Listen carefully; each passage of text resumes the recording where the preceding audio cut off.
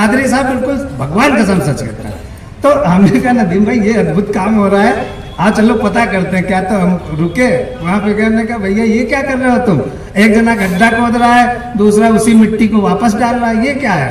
तो उसमें से एक बोला बाबूजी हम मनरेगा के मजदूर हैं। 3 लोगों की ड्यूटी थी, एक को गड्ढा खोदना था, एक को पौधा लगाना था, दूसरे को वापस मिट्टी डालनी थी। पौधा लगाने वाला छुट्टी पे है, हम अपना काम कर रहे हैं।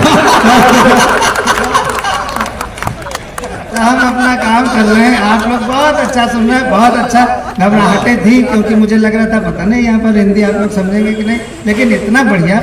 और एक बात मैं ज़रूर कहना चाहता हूँ बहुत ईमानदारी से कि सवेरे से हम यहाँ पर आए हुए हैं उदगीर में।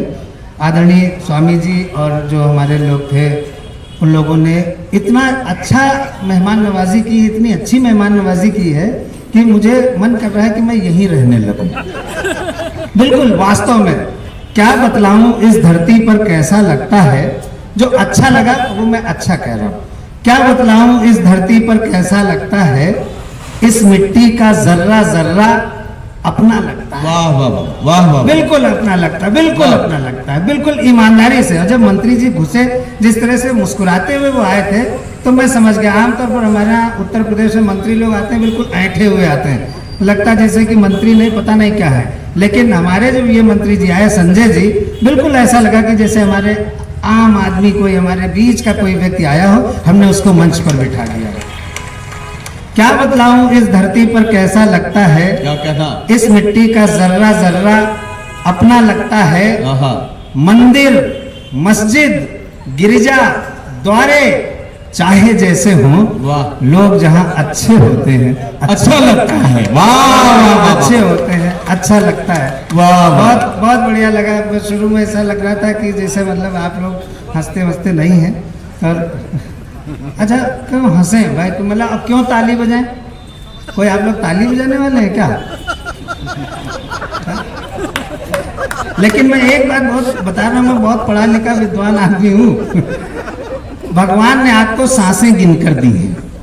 जितनी सांसें स्वामी जी दी गई हैं आपको इसी जन्म में पूरी करनी है, दूसरा जन्म नहीं मिलेगा। धड़कने भगवान ने गिनकर दी हैं, इसी जन्म में पूरी करनी है, दूसरा जन्म नहीं मिलेगा। इसी तरह से भगवान ने तालियां भी गिनकर दी हैं, आपको इसी जन्म में सारी बजानी है। अभी नहीं, अगर आपने तालियां कम बजाई तो अगले जन्म में आपको थोड़ी ज्यादा बजानी पड़ सकती है। और अगर आपने बिल्कुल नहीं बजाई तो भगवान आपको एक जन्म सिर्फ ताली बजाने के लिए ही दे देगा, और उसमें भी आपको फायदा देगा। ऐसा नहीं है आप एक जगह खड़े होकर ताली नहीं बजाएंगे, आप घर घर जाकर ताली बजाएंगे और वहां से आपको पैसे मिलेंगे। तो अगर आप वो पैसे कमाना चाहते हैं तो आज ताली मत बजाइए, अगर ठीक ठाक जीना चाहते हैं तो एक बार खुल के सब लोग तालियां बजाइए। आप जैसे लोग अब मिलते नहीं हैं, आप जैसे लोग अब मिलते नहीं हैं। मैं समझ गया कि आप लोगों के पास कोई काम धाम नहीं है। आप खाली बैठे हैं तो चलो आपका सम्मेलन मुशायरा सुनते हैं। आप जैसे लोग अब मिलते नहीं हैं, इस महक के फूल अब खिलते नहीं हैं। अरे आप चलकर आ गए हैं, शुक्रिया। लोग तो भूकंप में हिलते नहीं। ये लातूर भूकंप के लिए भी बहुत प्रसिद्ध हुआ था। लातूर और उस्मानाबाद में हम लोग न्यूज़ देखते थे। जब आज यहाँ आकर के मैंने देखा जिला लातूर, तो मुझे उन लोगों की याद आई जिनके बड़े नुकसान हुए होंगे उस भूकंप में। मैं उन सबको भी श्रद्धांजलि अर्पित करता हूँ।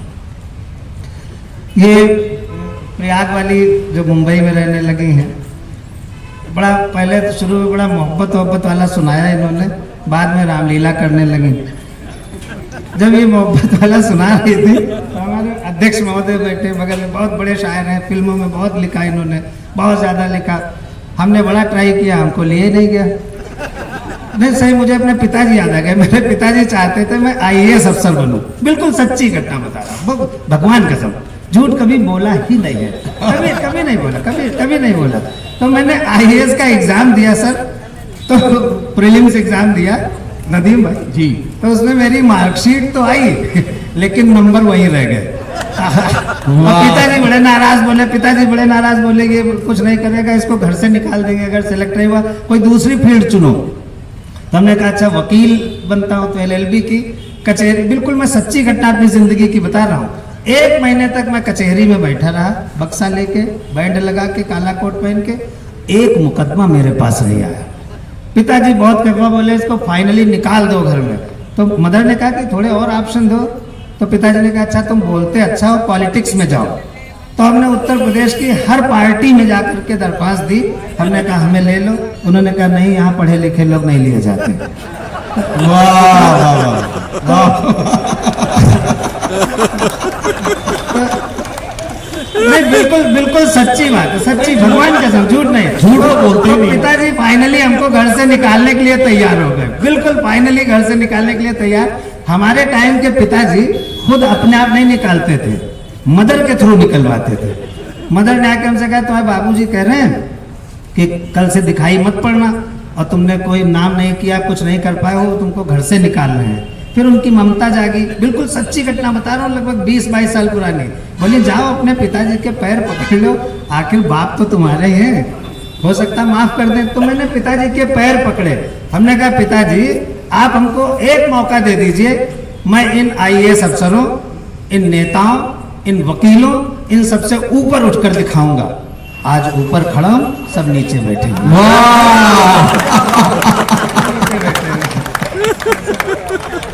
मैं सर लखनऊ से आया हूँ। लखनऊ उत्तर प्रदेश की राजधानी है। हम लोग क्या व्यंग्यकार क्या है, वो नेताओं पर, पुलिस पर और व्यवस्था पर लिखते हैं। वो इसलिए लिखते हैं क्योंकि व्यंग्य उन्हीं पर किया जा सकता है जिनसे समाज गवर्न होता है, जो समाज को दिशा देते हैं, उन्हीं पर सटायर किया जा सकता है। रिक्शे वाले पर, मजदूर पर व्यंग्य नहीं किया जा सकता। एक मजदूर पर व्यंग्य नहीं किया जा सकता, उसके पास कोई नेतृत्व तो है ही नहीं, उस पर क्या व्यंग्य किया जाएगा। तो जो हम लोग व्यंग्य करते हैं वो किसी व्यक्ति पर नहीं करते, वो उस प्रवृत्ति पर व्यंग्य करते हैं। मैं लखनऊ से आया हूँ, लखनऊ राजधानी है, और राजधानी में एक विधानसभा मार्ग होता है। ये आपकी राजधानी नहीं है महाराष्ट्र की उदगीर, मेरे ख्याल से कभी नहीं बनेगा। नहीं, राजधानी क्यों, हवाई अड्डा तक तो है नहीं। हमको हैदराबाद की शरण जाना पड़ा। तो लेकिन मंत्री जी का ऐसे अगर रहा तो एक दिन यहाँ हवाई अड्डा जरूर बनेगा। देखिए हम भी ट्राई कर सकते हैं क्या सर। तो लखनऊ में एक विधानसभा मार्ग है जी। अब मुझसे जुड़िएगा, मैं व्यंग्य की भाषा बोलूंगा। मुश्किल से मैं 7-8 मिनट और मंच में, मुझे पता है कि 10 बजे के बाद कार्यक्रम को ज्यादा लंबा नहीं खींचा जा सकता। 10-15 मिनट, 10 बजे तक का सुप्रीम कोर्ट का ऑर्डर है। लेकिन जब मैं माइक पे खड़ा था तो मैं खुद को सुप्रीम कोर्ट समझने लगता हूँ, मैं क्या करूँ। अब बाद में जमानत करवाता घूमता रहता हूँ। तो इसलिए जो है जी 5-7 मिनट और। लखनऊ में विधानसभा मार्ग है। अभी जब यूपी के इलेक्शन हुए तो उसके 2 महीने पहले मैं वहां से गुजर रहा था जी। विधानसभा मार्ग उस सड़क को कहते हैं, ज्ञान की बात बता रहा हूँ, अगर बिल्कुल सही ज्ञान हो तो ताली बजाना। विधानसभा मार्ग उस सड़क को कहते हैं जिस पर विधानसभा बनी होती है। सही बात। जिस सड़क पर विधानसभा नहीं होती उसको महात्मा गांधी मार्ग कहते हैं। वाह वाह वाह वाह। तो उसमें बहुत सारे लोगों से मुलाकात हो जाती है, कभी किसी नेता से, कभी किसी इंजीनियर से, कभी किसी डॉक्टर से, कभी किसी से। तो मैं निकल रहा था तो देखा एक गिरगिट जा रहा। आप लोग गिरगिट जानते हैं? हाँ, हम लोग होते उसी जैसे, बस शो नहीं करते, सब लोग उसी के जैसे होते। तो मैंने उस गिरगिट से बात की छोटी सी। हमने लखनऊ के विधानसभा मार्ग पर इधर से उधर और उधर से इधर और फिर इधर से उधर जा रहे गिरगिट नरेश से हमने पूछा। नरेश माने राजा, गिरगिटों का राजा। गिरगिट नरेश से हमने पूछा, गिरगिट जी बता सकते हैं अपने और मौका परस्त नेता के बीच आपसी संबंध को तुलनात्मक रूप से समझा सकते हैं? गिरगिट बोला, अस्थाना जी, किसी गिरगिट की मौका परस्त नेता से तुलना करना महापाप है। अब तालियां उठाना। किसी गिरगिट की मौका परस्त नेता से तुलना करना महापाप है, क्योंकि रंग बदलने के मामले में नेता गिरगिट का बाप है। बहुत अच्छा। एक और छड़ी का आपको सुनाता हूँ, फिर मैं अपनी बात खत्म करता हूँ। अगले साल हमें फिर बुलाइएगा, एक आध साल बाद, तो हमें थोड़ा ज्यादा टाइम दीजिएगा। हमें 10-15 मिनट में मजा नहीं आता। तो हम अपने मित्र दरोगा जी के घर गए। वाह, ये इंट्रास्पेक्शन का व्यंग है, सेल्फ एनालिसिस का व्यंग है। आप सोचो कभी कुछ हो कुछ जाए। हम अपने मित्र, कादरी साहब सुनिएगा, हम अपने मित्र दरोगा जी के घर गए, देखा दरोगा जी मर गए। बदली हुई परिस्थिति, हम तो किसी काम से गए थे, मर गए। हम अपने मित्र दरोगा जी के घर गए, देखा दरोगा जी मर गए। हमने उनकी पत्नी से पूछा, भाभी जी दरोगा जी कैसे मर गए? क्या रस्सी से लटक कर आत्महत्या कर गए, या फिर कोई जहर पिया था, अथवा कोई एसिड लिया था, या फिर कोई जहरीला पाउडर फांका था? जुड़े रहना प्यारे लोगों, बहुत अच्छे हो आप। कोई जहर पिया था, अथवा कोई एसिड लिया था, या फिर कोई जहरीला पाउडर फांका था?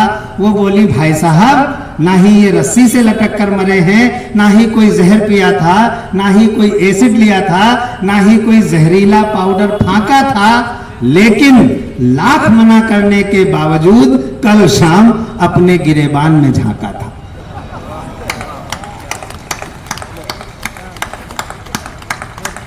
बस मैं अंतिम 1 मिनट और लेते हुए, वो जो मैं कहने जा रहा था, इन्होंने श्रृंगार की कविता पढ़ी जब, तो हमारे अध्यक्ष महोदय ने हमसे कहा, सर्वेश तुम नहीं लिख सकते हो प्यार मोहब्बत की? हमने कहा क्यों नहीं लिख सकते, लेकिन हास्य कवि को कोई सर गंभीरता से नहीं लेता है।